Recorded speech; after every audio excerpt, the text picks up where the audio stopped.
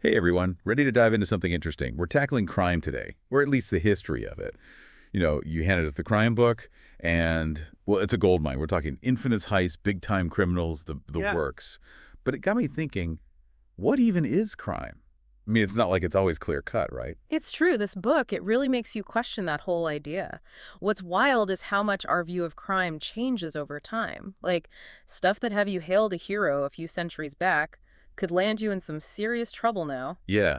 Like, picture Sir Henry Morgan. Privateer, plundered Spanish ships, had the Queen's blessing to do it. Practically a celebrity now. That's piracy, international incidents, sanctions.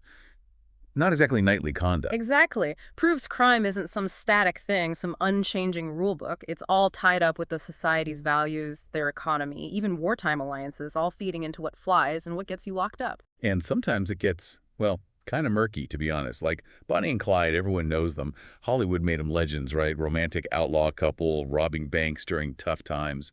But the thing is, those crimes, those had victims, real people, lives messed up because of what they did. Easy to forget when you're caught up in the romanticized version. Totally. Shows how complex our relationship with crime can be. We get drawn in by the boldness, the sticking it to the man aspect, but Yeah. there's always a cost. Can't forget that. Speaking of bold, this one's still mind-blowing to me. Victor Lustig, the guy who sold the Eiffel Tower. Not once, twice. Who even thinks of that? That one never gets old, does it? The audacity. What gets me is it's almost victimless in a way. Oh, I'm sure those scrap metal guys were embarrassed finding out they'd been had. But it's not like anyone got hurt. Not physically anyway, but genius. Oh, criminal genius for sure. To exploit those loopholes like that, to read people so well, to see an opportunity where no one else would. It makes you wonder, what's going on in their heads, right? Like, how do they tick? And the book gets into that too, even mentions that hair psychopathy checklist thing. Oh, yeah, that's a real tool they use to assess certain, well, personality traits. Lack of empathy, lying like it's breathing, charisma, but the superficial kind, thinking they're better than everyone else. It's chilling seeing those traits in some of these criminals we're talking about. So sometimes it's deeper than just choosing to be bad. There's psychology involved, but then again, motives for crime, they're all over the map. Absolutely. You see it all in the book. Mm. On one hand, you've got the Great Train Robbery, 1963, meticulously planned out, captivated all of England, it did. And then you've got Madame Caillou walks right into a newspaper office, shoots the editor, jealous rage, bam. Talk about a Two contrast. ends of the spectrum right there. Wow, it's crazy, right? Like meticulous planning versus just snapping, totally different. And then you bring technology into the mix, that's a whole other beast. Oh, absolutely. Technology changes everything. For criminals and the people trying to catch them, always has. Even back in the 1800s, the book talks about it. Fingerprinting, for instance. They highlight the Stratton brothers case. First time fingerprints were actually used to convict someone. Wow, what a game changer that must have been. And it's come so far since then. I mean, DNA fingerprinting, that's like straight out of science fiction. Solved so many cases that would have been impossible before, like the Cullen Pitchfork case comes to mind. Huge breakthroughs, for sure. But then on the flip side, you've got criminals using technology in ways you wouldn't believe. The book mentions this guy, Alexander Panin. Russian hacker, stole millions of people's data, all from his computer. Didn't even have to leave his house. It's mind-boggling. Like, how do you even wrap your head around that kind of crime? Feels almost untouchable. It's a whole new world for law enforcement, no doubt. As tech gets more advanced, so do the criminals. It's a constant race, trying to keep up. And then you've got these cases, they just stick with you, no matter how much time passes. The book does a good job of laying out some of the really high-profile ones, like the Lindbergh baby kidnapping back in '32. Still gives me chills thinking about it. A baby taken from their crib. Just awful. Every parent's worst nightmare. And it changed so much. Like, kidnapping laws got a major overhaul because of it. That's how big of a deal it was. Absolutely. That case, it really captured the whole nation's attention, didn't it? Shows you behind every big crime, every headline, there are real people, real families, and their lives are forever changed by it. And then there are the mysteries, the ones that never really get solved. Yeah. D.B. Cooper, for instance, hijacked a plane in '71, got the ransom, then just parachuted out mid-flight, vanished, poof, gone. Still nobody knows for sure what happened to him. It's like something out of a movie. Talk about a disappearing act.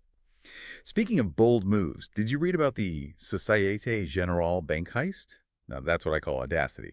They dug a tunnel from the sewers into the bank vault.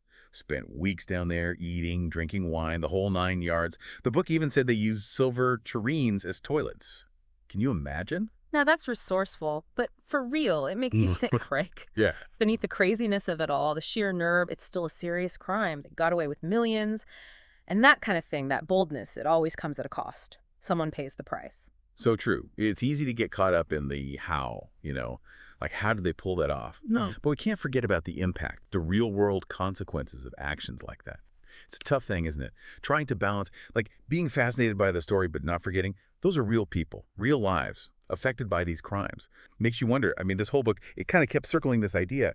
Why are we so into crime? Humans. We've got this long, messy, sometimes even kind of funny history with, well, breaking the rules. Why? Yeah, it's not a simple question, is it? We can pick apart the cases, the motives, how they did it, what happened because of it. But that urge, that human thing to push boundaries, to see what they can get away with, even to like profit off chaos, that's deeper. And the It's book doesn't shy away from that, not at all. It ends with, get this, a whole other list, more crimes, all different kinds, financial scams, assassinations, serial killers, people figuring out how to exploit the very systems that are supposed to keep things in check.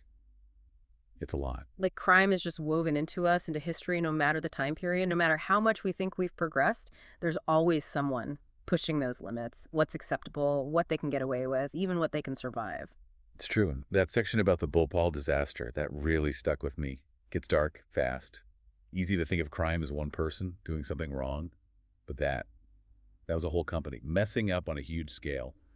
Thousands dead and so many more dealing with the health problems for the rest of their lives. It's Yeah. terrible. It shows how crime, it's not always simple, not black and white, and the impact, not always immediate, not always obvious either.